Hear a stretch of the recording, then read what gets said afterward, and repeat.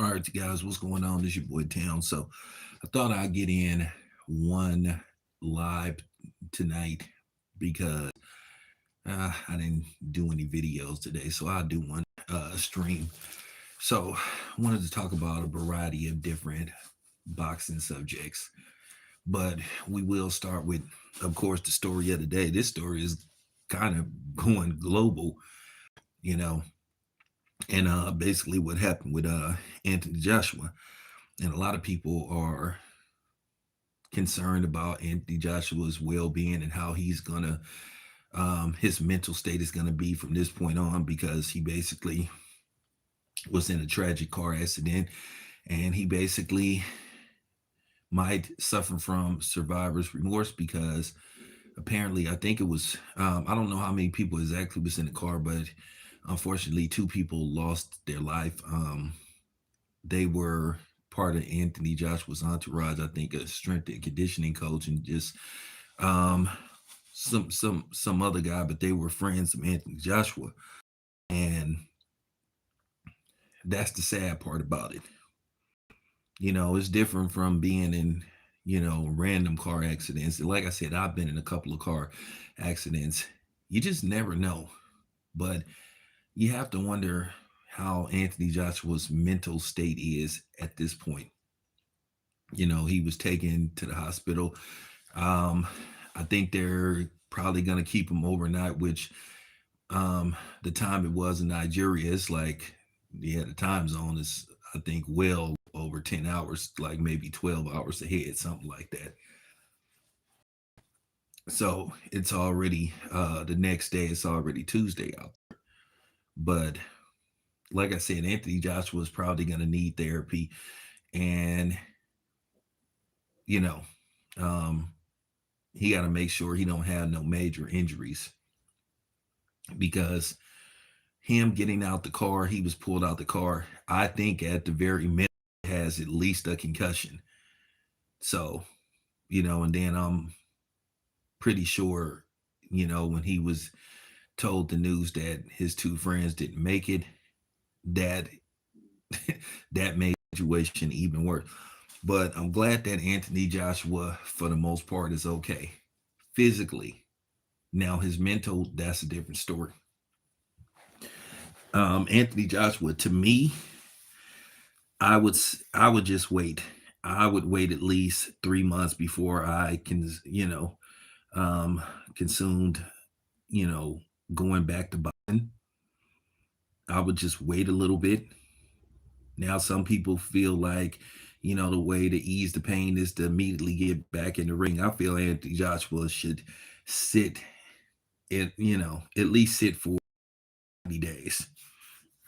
And we know Anthony Joshua is going to have people dying to talk to him and hear what he has to say, you know.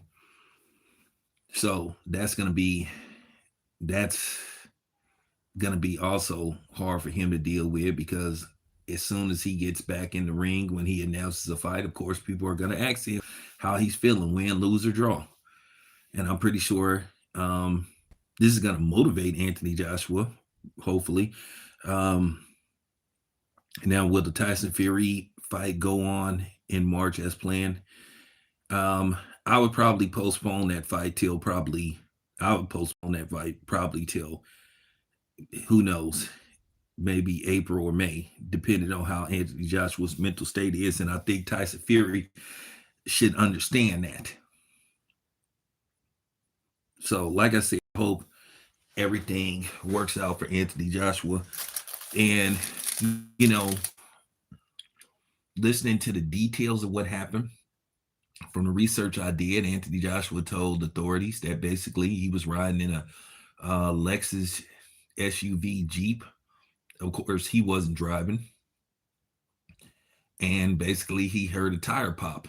And whoever was driving the car lost control of the car, and they crashed into some kind of truck. And the two guys that was riding, I guess, in the passenger seat and driving, they were killed, unfortunately, instantly. But Anthony Joshua, he survived. So, good thing for him, he wasn't riding in the front seat, because then we'd be sitting there possibly talking about us losing Anthony Joshua. So rest in peace to um, rest in peace to his two friends. So, like I said, that's my advice for Anthony Joshua.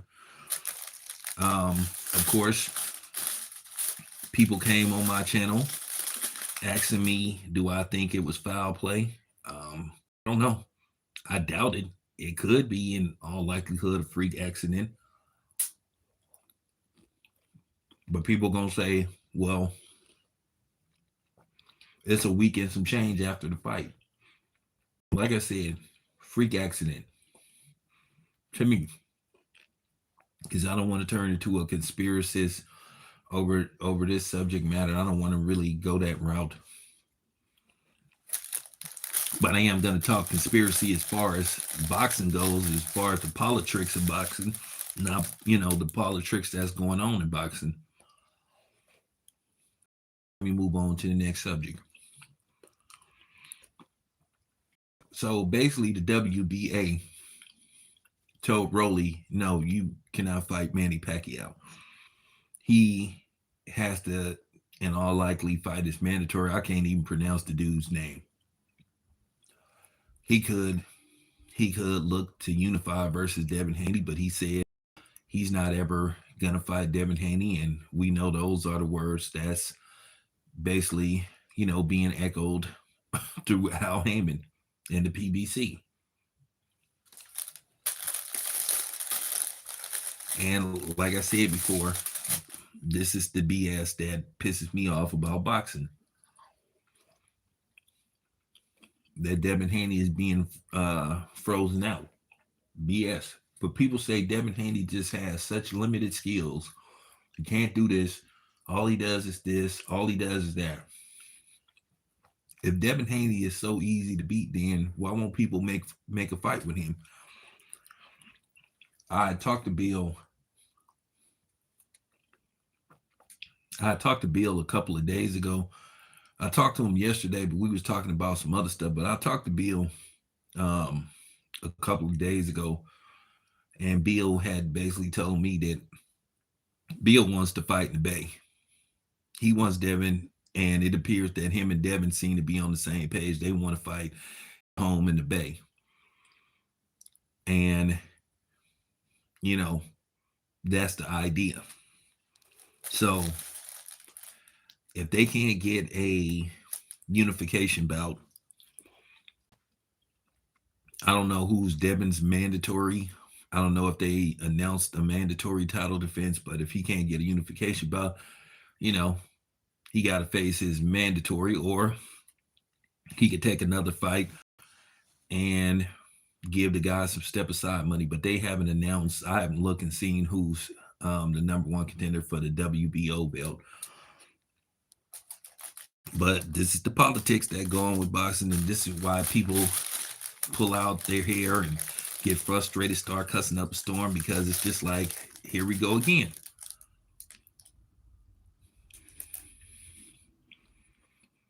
Then Oscar is all over the place.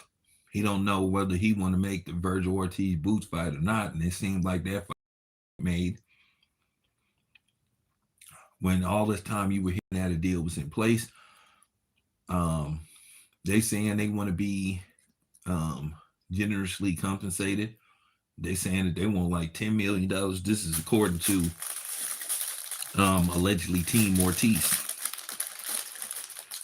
I know that suppose they came from the words of the manager now,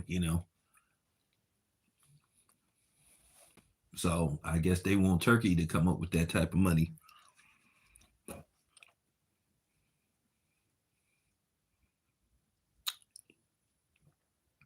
All right, I see I got some trolls here. I guess I'm finna block one of these guys. Maybe. So, but yeah. Yeah, Devin is being frozen out, and I don't like that. Like I said, you would think these promoters, you would think that All of them learned their lesson, and this is why they got kicked off of. This is why they got kicked off of television. This is why the networks got pissed off at them and and basically told them to go fuck themselves, kick rocks because of this stuff. So now these dudes are coming out of the woodworks asking for just astronomical amounts of money for certain fights, and basically they haven't got to the stature where they can ask for 10 million per fight. You know, you fighting in stadiums and you only selling 4,000 tickets, but yet you feel like you're entitled to $10 million. So to me, it's just like a form of ducking and pricing yourself out. But now number one, the number one pound for pound boxer is up for grabs. I mean, I guess you would say right now, if you wanted to make a choice who's number one pound for pound, since Bud is retired and Bud has made it clear that it doesn't look like he's coming back, that I guess you could say Usyk. I would be okay if you said Usyk is number one because he's taken on all and he's he's basically prevailed. He's persevered. So, even though he had a controversial fight with Dubois, he ran it back and he stopped him. So, you know, that's what you do. So if you want to say Usyk, that's fine. But in a way, no. This thing with Inoue and his gloves, like I said, you see a lot of people are not talking about this. Well, the people that you think should be talking about this, the big wigs, and I'm naming their names, Fight Hype, EA News, um, Fight Hub, Fight Hype, EA News, some of the bigger channels, they are staying clear of this because they don't want to get, you know, they don't want to get on the wrong side of these promotional companies' bad side to where they get denied access to events.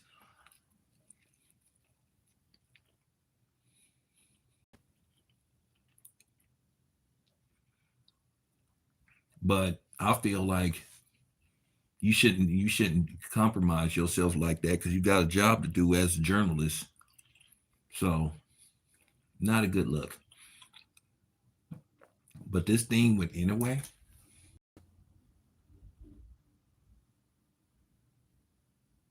this thing with Inoue is a problem. You heard about this at least with three fighters that have questioned Inoue's hand wraps. Now you have this situation with the past fight with Picasso. Now, now some people are paying attention to it, but not like they should. Because when Steve Fulton complained about it, oh, he's just looking for an excuse. He's just trying to discredit. See, that's the thing, how they treat black fighters. But and that's how they treat black people in general. Hey, we're not supposed to complain about it. We just supposed to just be quiet and take just take it. We're the only ones that's not allowed to have an issue with something. So you got people that's ignoring what's going on with Inoue, but then the people that did have something to say about it when Steve Fulton complained about it, called him a crybaby, called him, a dude saying he was scared and all that kind of stuff. So once again, you see the double standard, the real double standard that goes on in boxing. But my thing is these commissions, I'm glad the commission caught it and people complained about it. And keep in mind, a video surfaced of Canelo. You heard about Canelo doing this stuff. Glove stacking is a form of cheating. You're not supposed to do it. Because when you stack your gloves and your wraps, hands, it's just illegal. You're not supposed to do it. Now, like I said, sometimes the commission, depending on who the flunkies they have, like, checking the gloves and the hand wraps, they may let it slide. But you're not supposed to allow it. It is a form of cheating. And the problem is that these commissions, these sanctioning bodies, they're not cracking down on this stuff. Like I said, I guess it's going to take somebody getting seriously hurt, or even worse, to where they finally start speaking up on this. Well, we know Mauricio Solomon isn't going to do nothing. And Mauricio Solomon has been ducking a certain type of media who's going to ask him about how in the hell did Ryan Garcia get a title shot.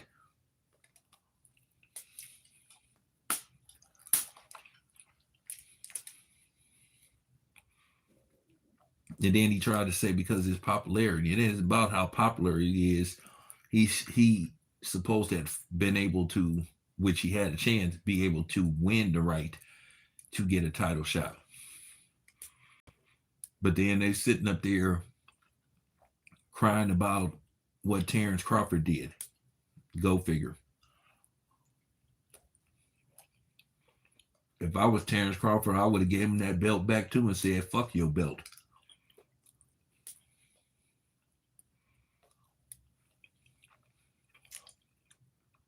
And then, of course, the people that had something to say about it, of course, they didn't look like Bud. And the thing is with Ryan Garcia, he's so irritating.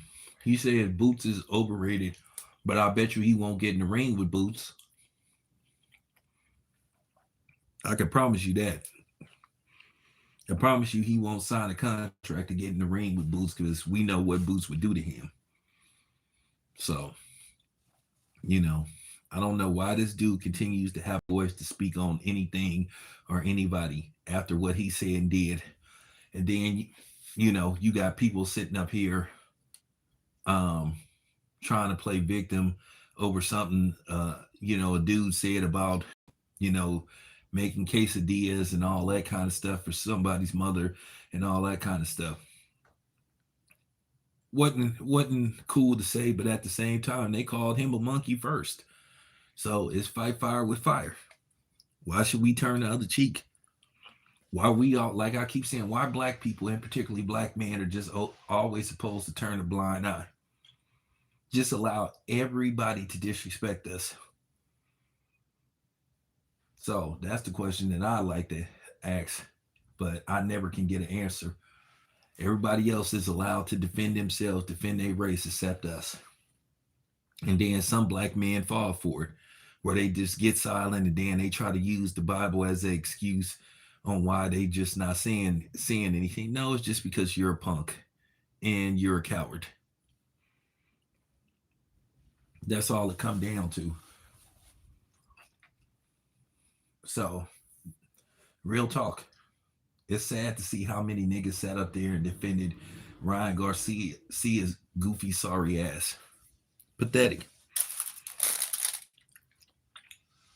So, now,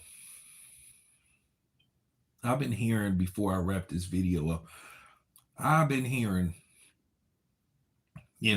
from the grapevine that Netflix is very upset about what transpired with Jake Paul and Anthony Joshua.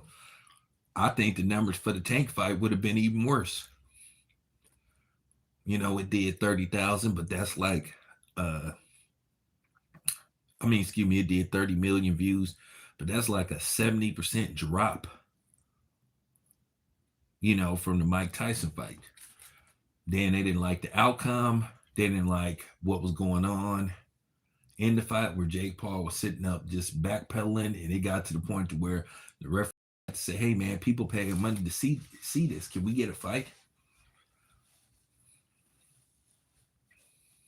So Jake Paul's whole game plan was to try to throw some punches and backpedal. And then people tried to make some piece together video that he didn't. Man, that dude was running for his life. It was like a race. It was like a movie from the 70s called Race for Your Life, Charlie Brown, because that's exactly what was going on. So Netflix may be fed up with Jake Paul as far as Jake Paul the fighter go.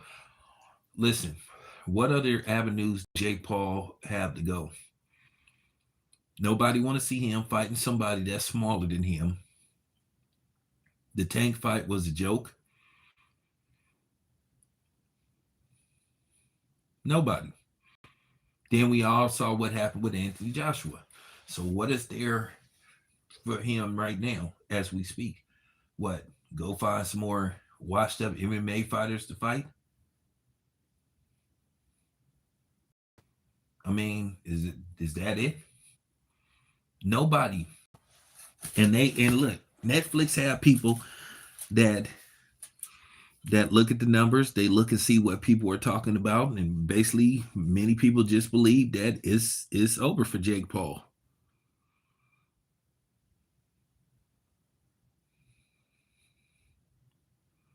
I think Netflix is gonna try to tell him, okay, well, if we back on Netflix, you're gonna have to come with something big.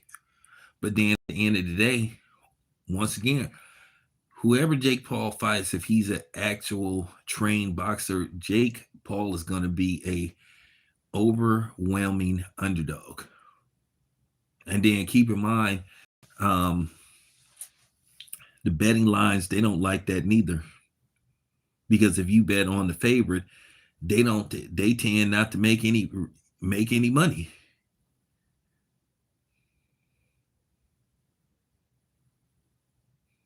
So, you know, you're not, and then as a gambler, you're not going to make any money. So, that's just basically it. They not too pleased from what I've been told. So I think it's over for Jake Paul, and I just think he need to just kick back and try to focus on being a promoter. But anyway, you guys, it's your boy Town. I'm out. Appreciate it.